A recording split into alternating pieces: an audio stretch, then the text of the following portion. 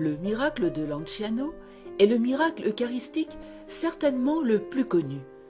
Survenu près de la ville d'Ansanum, aujourd'hui Lanciano, dans les Abruzzes, en Italie, à quelques kilomètres de la mer Adriatique, vers l'an 750 dans l'église Saint-Légontien et Domitien. Au cours d'une messe, au moment de la consécration, le prêtre, un moine grec basilien, a douté de la présence réelle de Jésus-Christ dans les espèces eucharistiques.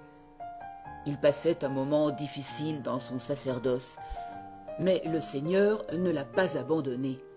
C'est alors qu'il a vu l'hostie se transformer en chair et le vin en sang.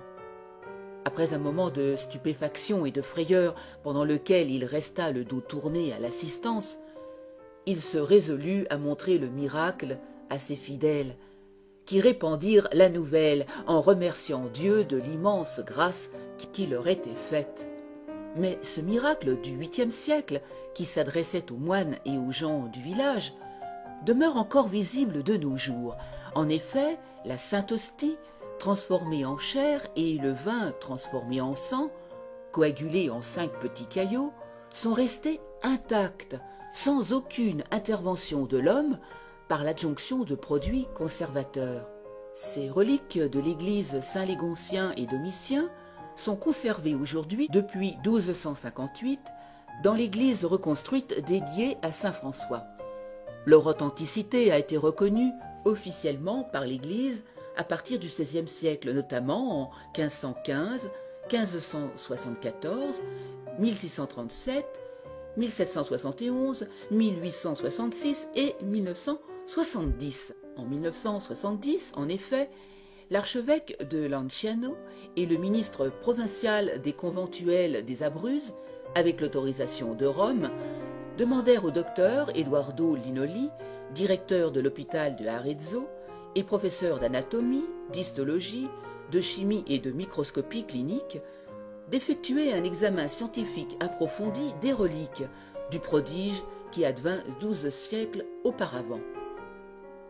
Le 4 mars 1971, le professeur présenta le compte-rendu suivant.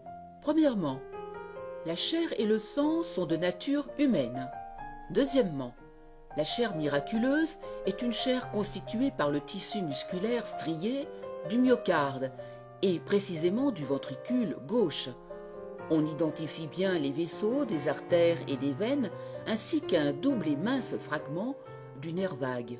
Troisièmement, le sang miraculeux est du vrai sang. L'analyse chromatographique le prouve indiscutablement.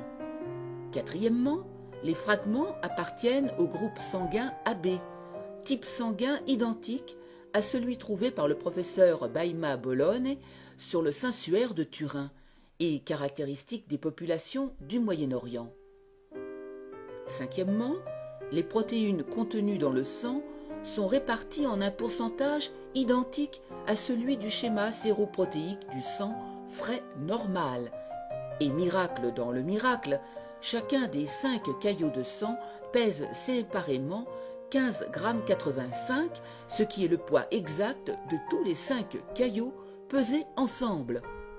Sixièmement, aucune section histologique n'a révélé la présence de traces d'infiltration de sel ou de substances conservantes utilisées autrefois dans un but de momification. Ce rapport, publié dans les cahiers Sclavo en diagnostic, fascicule 3, 1971, suscita un grand intérêt dans le domaine scientifique. En 1973, le Conseil supérieur de l'Organisation mondiale de la santé nomma une commission scientifique pour vérifier les conclusions du professeur Linoli. Les travaux durèrent 15 mois et 500 examens furent effectués. Les recherches accomplies par le professeur Linoli amenèrent de nouveaux éléments. On découvrit que les fragments prélevés à Lanciano ne pouvaient être assimilés à des tissus momifiés. Quant aux fragments de chair, la commission déclara qu'il s'agissait d'un tissu vivant, répondant à toutes les réactions cliniques des êtres vivants. La chair et le sang de Lanciano sont conservés tels que s'ils avaient été prélevés le jour même sur un être vivant. dans le résumé des travaux scientifiques de la commission médicale de l'OMS et de l'ONU, publié en décembre 1976 à New York et à Genève, il a été déclaré que la science, consciente de ses limites, s'arrête devant l'impossibilité de fournir une explication.